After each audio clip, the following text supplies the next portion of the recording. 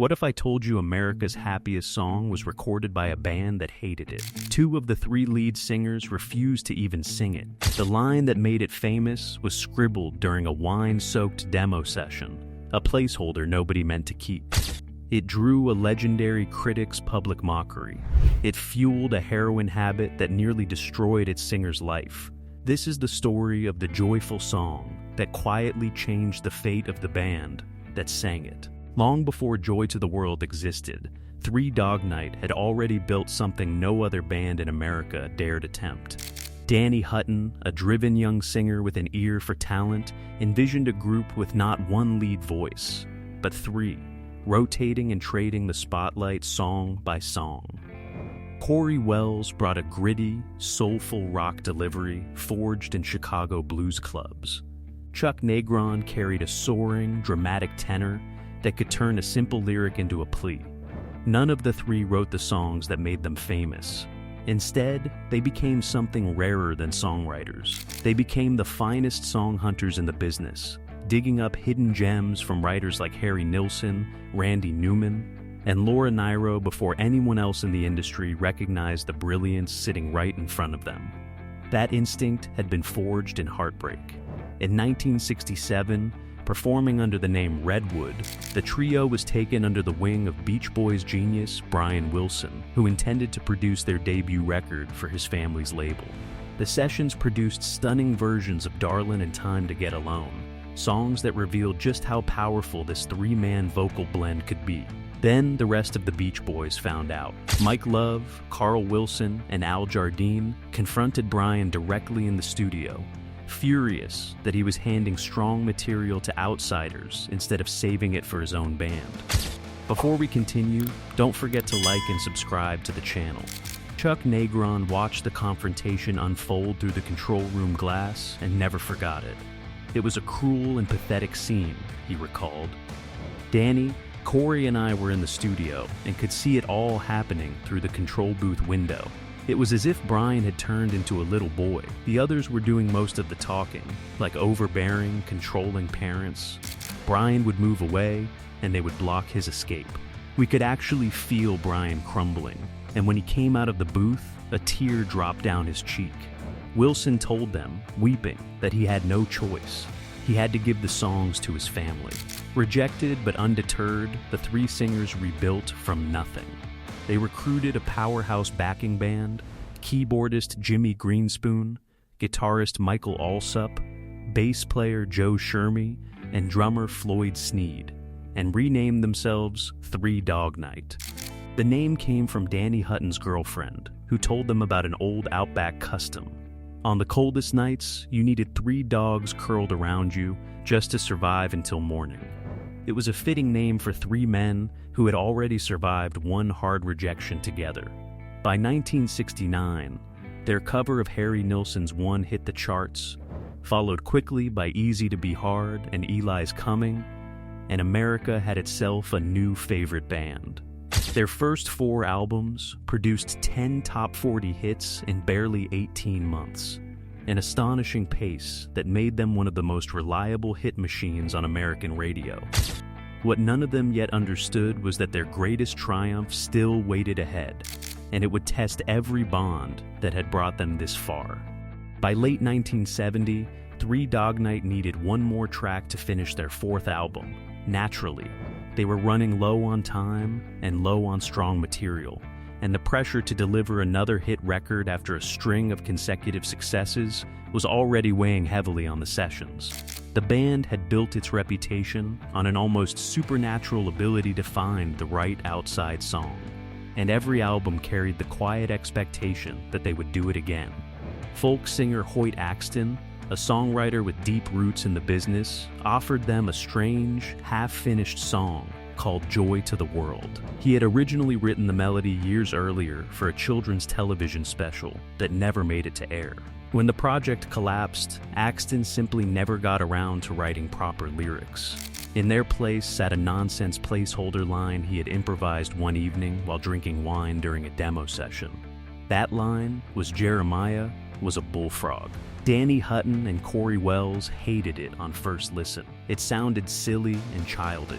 beneath a band that had built its reputation on serious musicianship and careful song selection. But Chuck Negron heard something different in the room that day.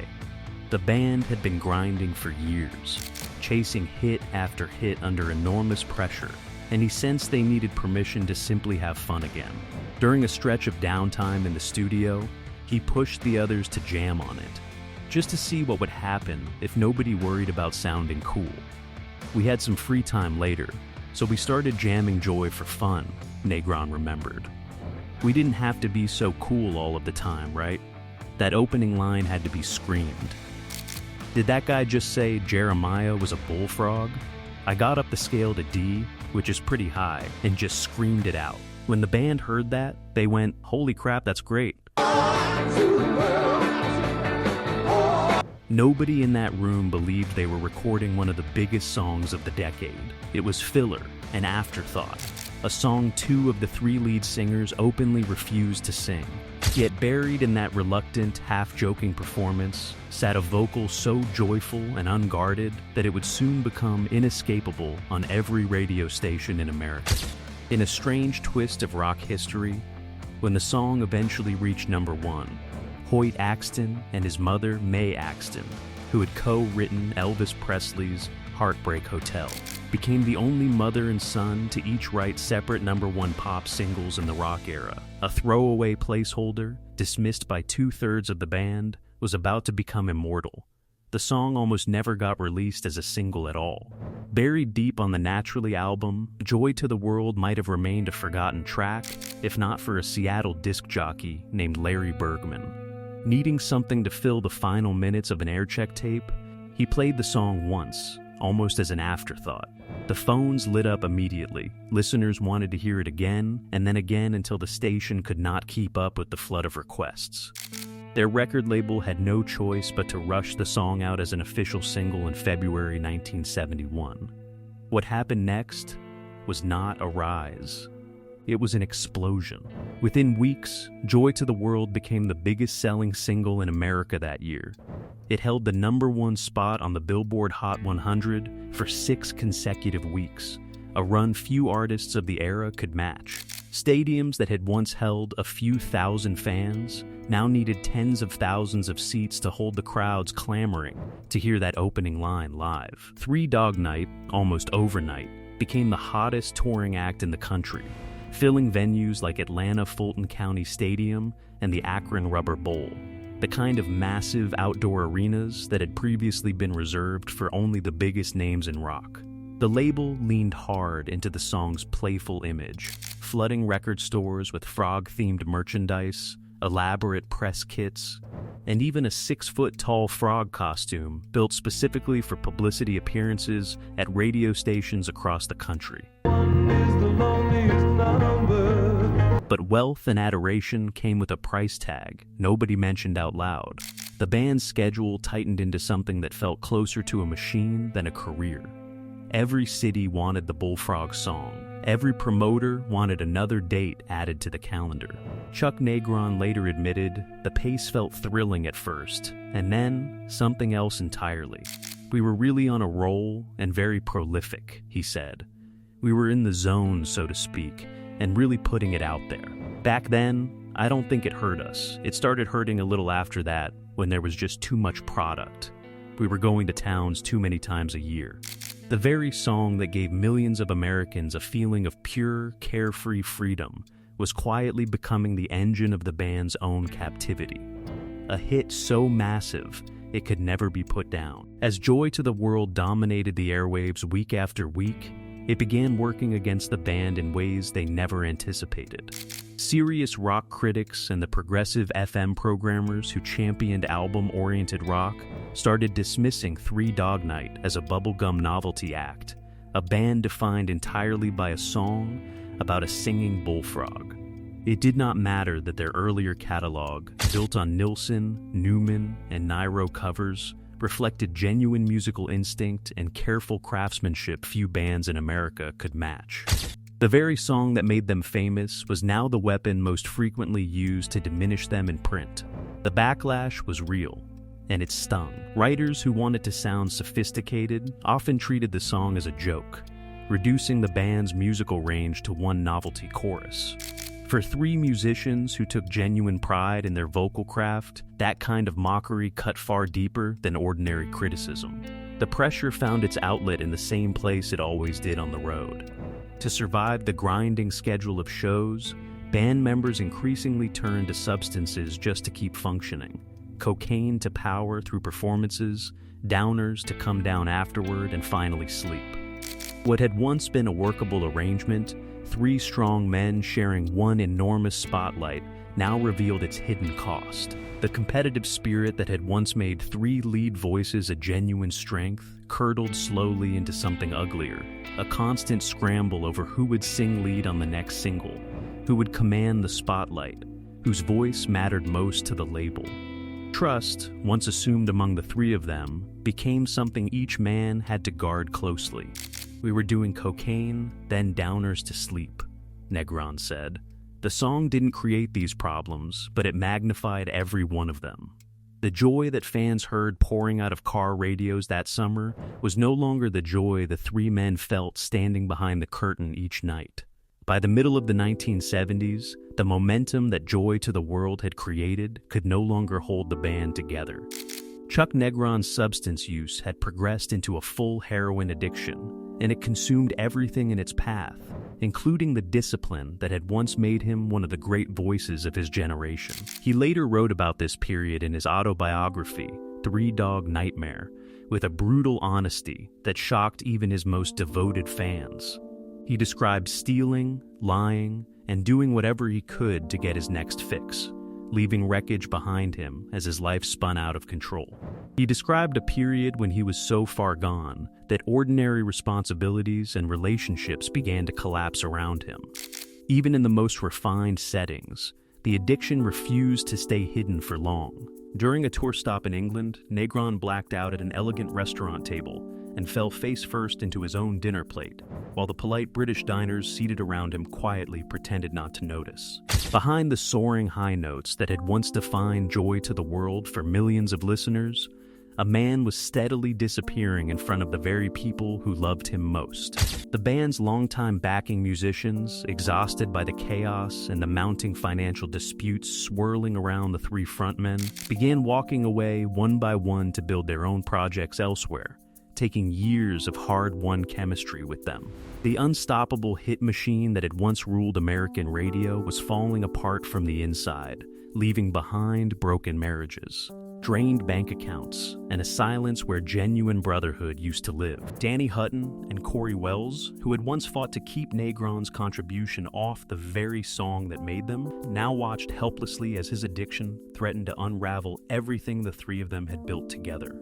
The end came quietly, without the dramatic explosion that so often marks the collapse of a great rock band. Three Dog Night's chart dominance simply faded, one diminishing single at a time, until the hits stopped arriving altogether.